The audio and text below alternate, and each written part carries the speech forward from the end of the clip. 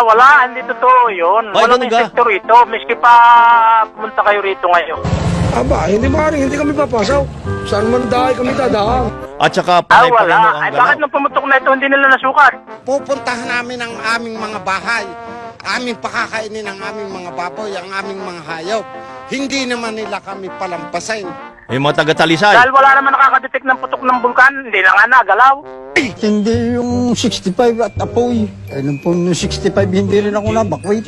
Yun eh, pagputok niya, hindi naman naulit. Ipabusli-bus nila. Kalmado tayo, kalmado. Kalmado ako pero may nakikita ba kayong pag-asa kung maghintay tayo dito? Baka tayo hanggang sa mga kumari tayo. Kayo kalmado, hindi po pwede. Sa mga kausap dito na kulang dito sa bayan ng Gusilyo.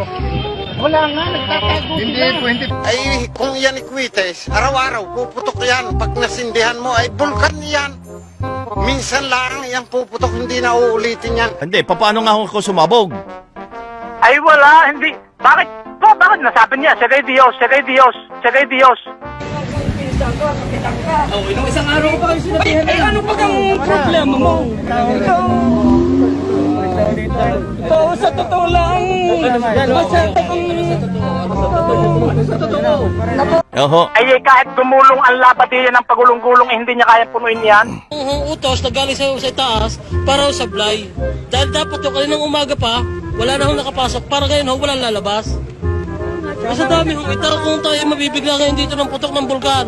Ayun hong direktiba nila pumatay sa amin. Ay nga, buhay ang talapya. Ibig sabihin, yun yung talapya na buhay pag kinain ng tao, mamamatay.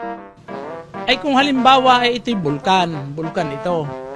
Susuloy din papuntang Lemery, lilipat ang bulkan. Hindi nila ang bahay naman. Bawal na pong pumasok. Total lockdown po tayo. Yun lang ang mataas sa bahay na yun. Total lockdown po tayo. Abay, ayaw magpadaan ng mga riya. Haligalig ng mga ito Isa lapit lang yan. Kung sinasabi nilang delikado, dito ako pinanganak, dito ako mamamatay!